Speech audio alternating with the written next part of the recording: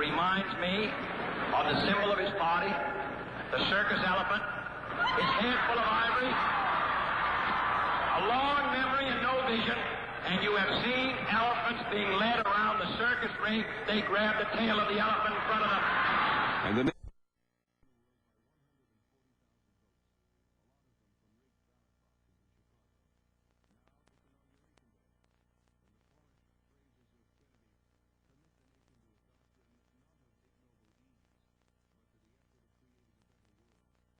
I, John Fitzgerald Kennedy, do solemnly swear that you will faithfully execute the office of President of the United States. that I will faithfully execute the office of President of the United States And will, to the best of your ability, and will, to the best of my ability, preserve, protect, and defend the Constitution of the United States. preserve, protect, and defend the Constitution of the United States. So help you God. So help me God.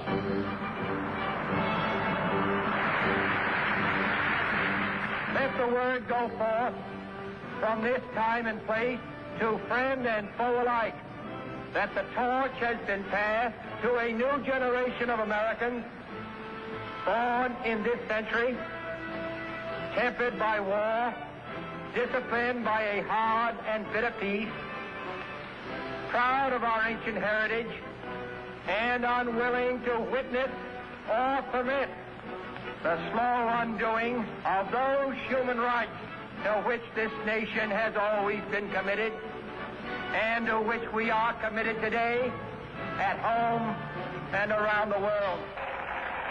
All free men, wherever they may live, are citizens of Berlin. And therefore, as a free man, I take pride in the word, Ich bin ein Berliner. Make the trip to Texas. There, he had hoped to reconcile differences between two factions of the state's Democratic Party, as well as drum up political support in a state that he had barely carried back in 1960. Kennedy, in fact, had felt the visit to be so crucial to his re-election chances that he persuaded his wife, Jacqueline, to accompany him.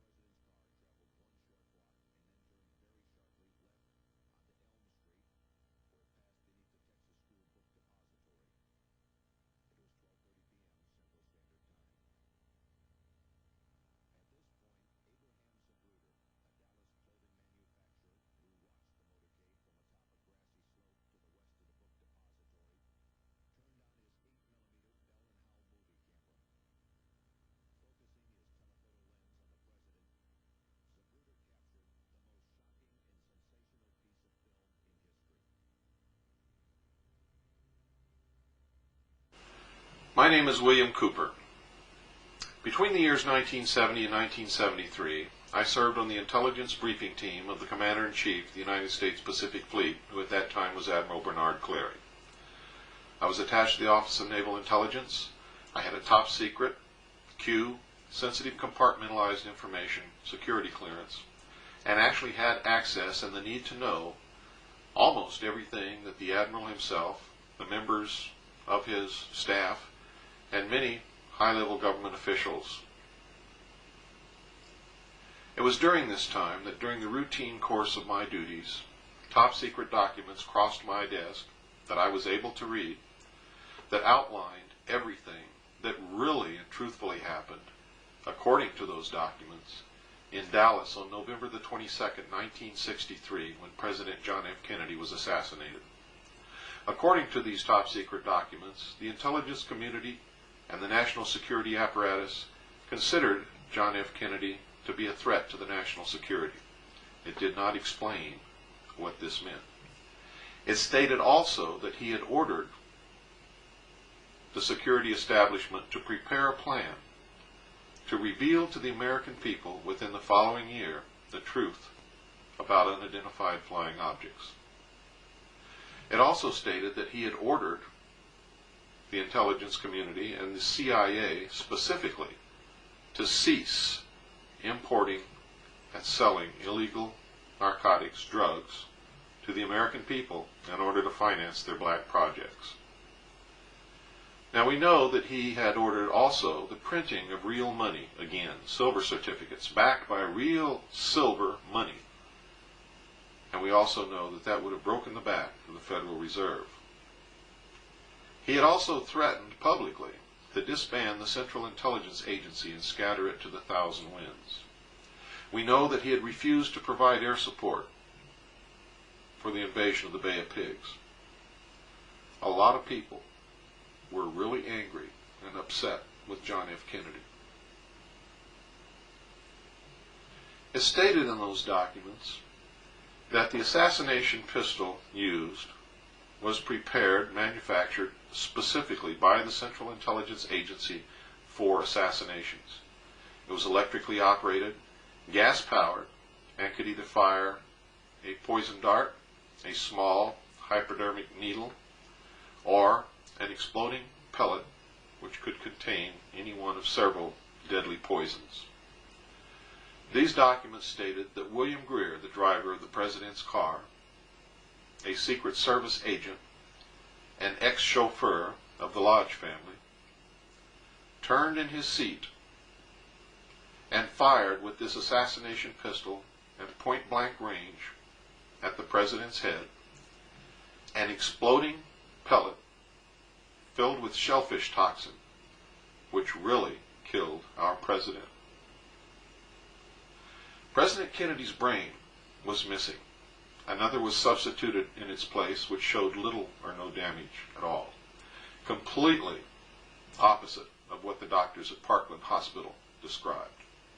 The documents that I read said that President Kennedy's body was taken out of the casket on the plane and actually arrived at Bethesda Naval Hospital a full 30 minutes before the empty casket that the public television cameras and Mrs. Kennedy accompanied. It stated that when the autopsy was performed, they found that the brain had already been severed at the spinal cord and showed little or no damage whatsoever.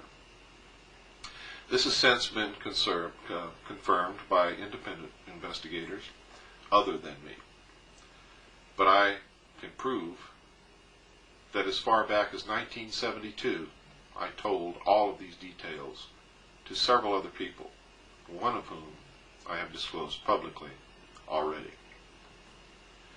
In this film you're going to see, this film narrated by a man named Lars Hansen, the film that he claims that he prepared and discovered. We really haven't gotten to the bottom of that yet. You're going to see this act, but this is a poor film. Watch closely. Keep your eyes on the driver. Remember, if you want to see who murdered a man, don't watch the man being murdered. Look around. In this instance, keep your eyes on the driver. Now, if you don't see it in this section of the film, you're going to see a better film after this, at some point. And then, before this video is over, you're going to see the most